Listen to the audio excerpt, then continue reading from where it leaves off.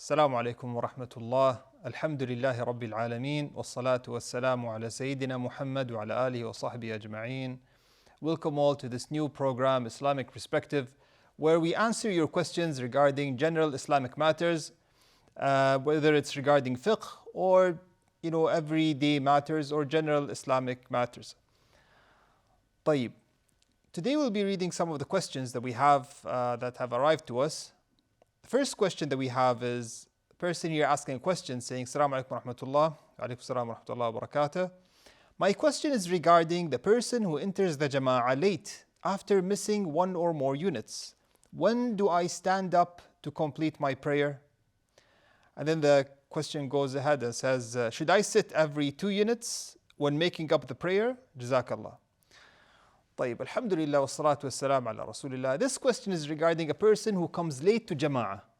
طيب, so he joins the jama'ah at the 2nd unit, 3rd unit, طيب, or even 4th unit. And the question goes like this: when should he start completing what was missed in his prayer? So after the imam says salam, so after the imam completes his prayer, the follower wants to stand up and complete whatever he has missed. So the question is saying, when should I stand up? طيب, regarding this matter, when the imam says Assalamu alaikum wa rahmatullah, Assalamu alaikum wa rahmatullah, the scholars have differed. When should the follower stand up to complete his prayer? The majority of scholars said after the imam finishes the first taslima, so after the imam says Assalamu alaikum wa rahmatullah, the follower should stand up. And that's the majority, excluding the Hanbali madhab. While the Hanbali madhab said that the follower should stand up to complete his prayer after the imam finishes both taslimas. So the imam should be saying Assalamu alaikum wa rahmatullah, Assalamu alaikum wa rahmatullah, then the follower should stand up and complete his prayer. Why is there a dispute? There is a dispute regarding this matter because the scholars have differed on whether both taslimas of the imam, of the prayer, are they considered a pillar, or is only the first taslima considered a pillar while the second taslima is considered nafil? Well, the majority of scholars said that the first taslima is considered a pillar while the second taslima is sunnah. That's why they said after the first taslima, the follower can stand up to complete his prayer. While the Hanbali madhab said actually both taslimas are pillars. Both taslimas are pillars, and the follower should keep on sitting, following the imam until the imam finishes both taslimas. طيب, if a person says, okay, what is the safest opinion? Actually, the safest opinion here is waiting until the imam finishes both taslimas. طيب, and then standing up to continue your prayer. But I want to comment on one matter. When we say the imam finishes both taslimas, so it should be after the imam pronounces the ha of Assalamu alaikum wa rahmatullah. So you wait until the imam says Assalamu alaikum wa rahmatullah, Assalamu alaikum wa rahmatullah, then you stand up to complete your prayer. So definitely this is the safest opinion. And also this is the best opinion, because even the Shafi'i madhab that said that, after the first taslima, he may stand up, they said it's better for him to wait until both taslimas are done.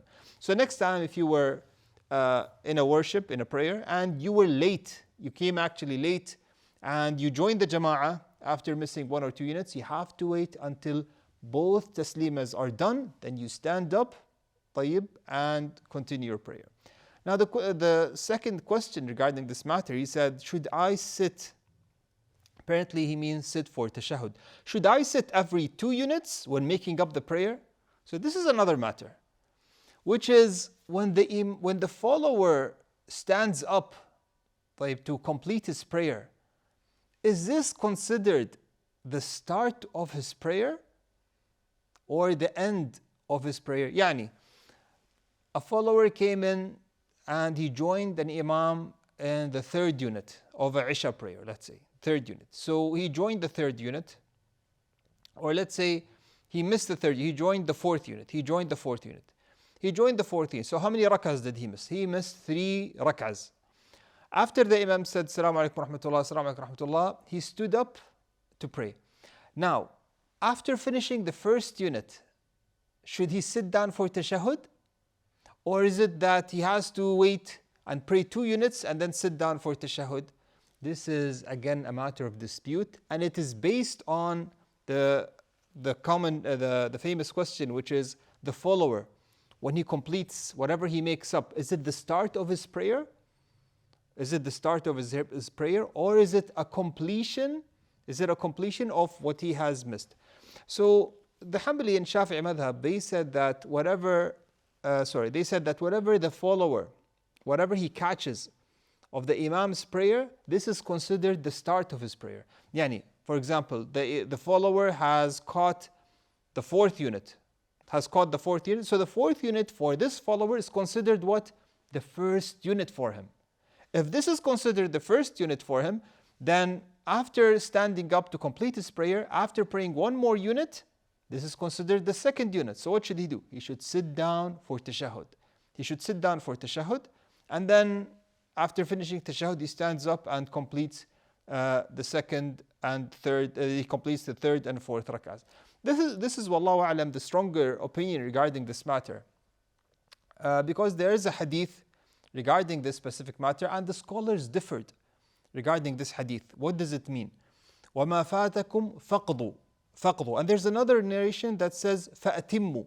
So the Hanbali and Shafi'i madhab said فَقْضُوا فَأَتِمُّوا, they have the same meaning as in you have to complete your prayer. Whatever you have missed, you complete it. So whatever you have caught, you have caught. Whatever you have missed, you complete it. So whatever you have gained, whatever you have caught in the worship itself is considered the start of your worship. طيب? So if you caught the first unit, if you caught the 2nd unit, this is for you considered the first unit. طيب? If you caught the 3rd unit, this is again for you is considered the first unit. And whatever you make up, طيب, you build on this. طيب? This is regarding this question. Now we have another question, a bit lengthy. طيب, it says, Assalamu alaikum wa rahmatullah. Alaikum assalam wa rahmatullahi wa barakatuh. I have a question regarding divorce. My husband always tells me, if you leave to your parents' house, then I will divorce you. But based on the question, it says, I will divorce you. And I have broken his command 2 times. One of them, I was in hayd. Is there any kafara? Am I divorced? طيب, alhamdulillah wa salatu wa salam ala rasulillah. Regarding this question, matters of divorce, yani, as a general advice, some of the matters of divorce are very sensitive. And once the husband utters these words, it's very dangerous. Because if 3 count of divorce is completed, then there is no way for this wife to return back to his husband. And the marriage should be cherished.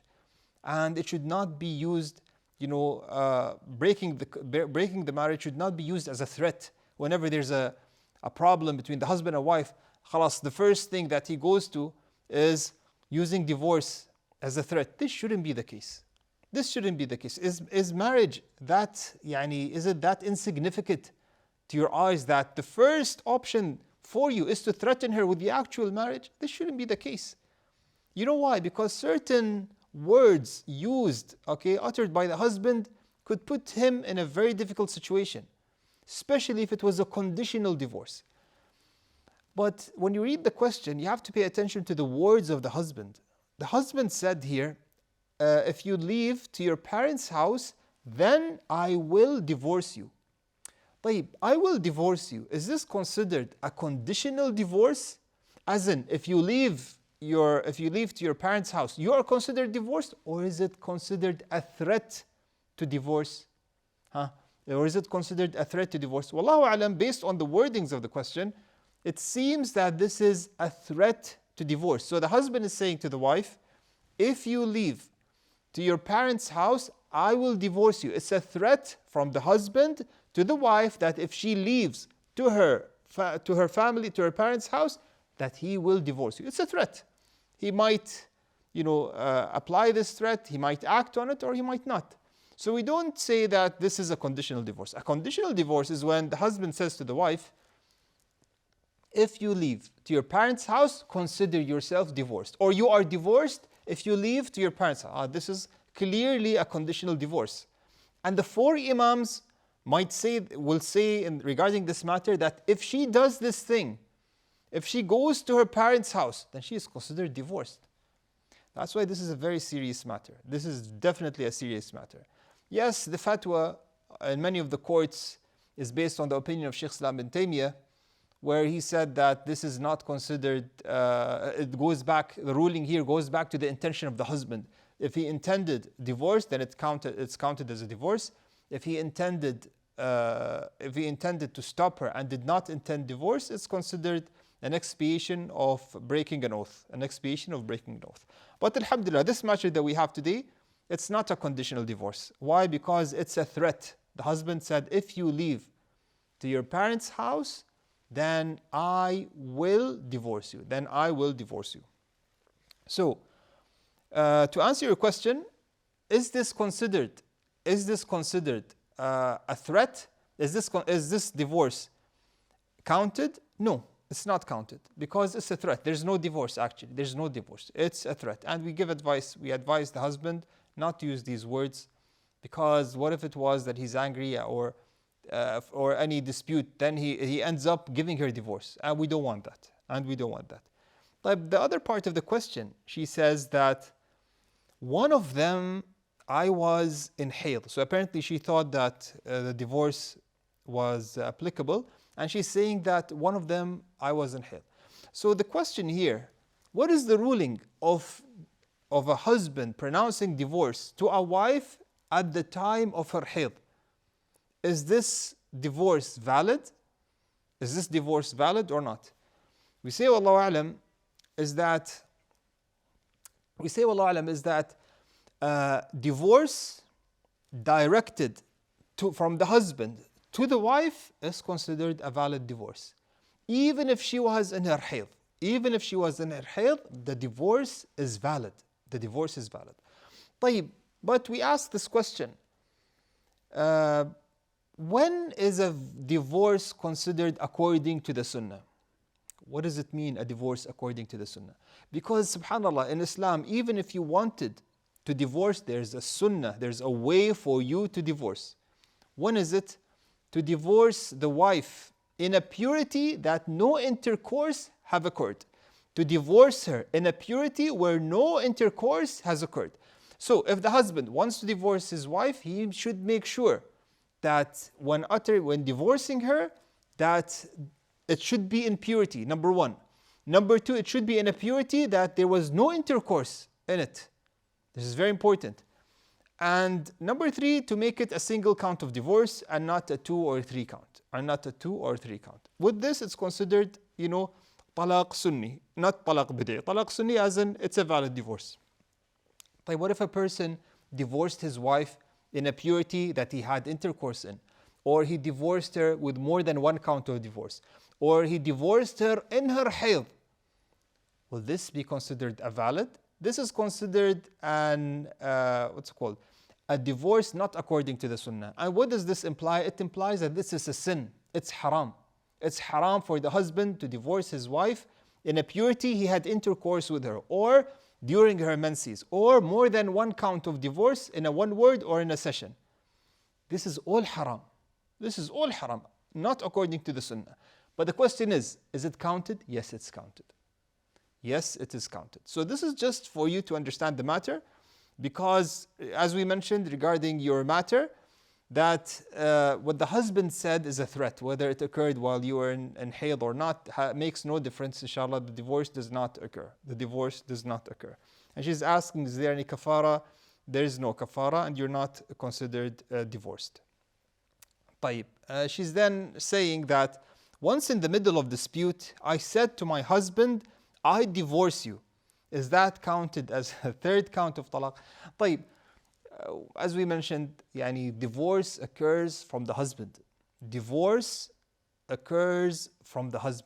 the husband says to the wife, I divorce you directly to her, then it's considered a valid divorce. What if the wife says to the husband, I divorce you? It's not counted as divorce. It's not counted as anything. It has no ruling. It's not even counted as khul', by the way. Some people think she said that is counted as a third count of talaq or khul'. It's not counted as a third count of talaq, and it's not counted as khul'. طيب, it's not counted as a third count of talaq, and it's not counted as khul'. It's just, words that have absolutely no rulings regarding them. And a woman should abstain from using such words. طيب. We have another question that says, I heard that one can start fasting during the day if he woke up before dhuhr.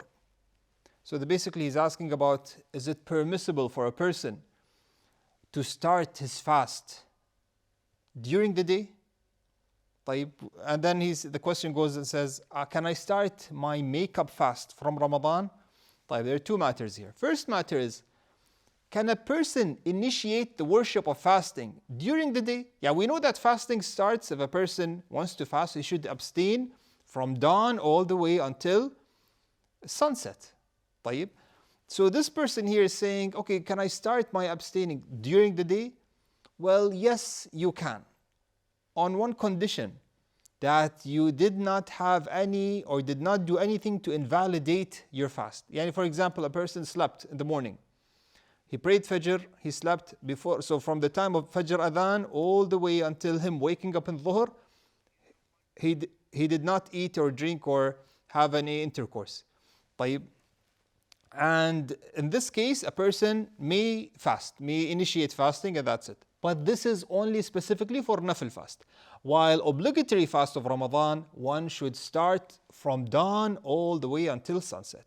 So, to answer your question, you can, if it was a nafil fast, you can. Other than that, if it was an obligatory fast of Ramadan, for example, no, it should be from dawn, from Fajr Adhan all the way until sunset.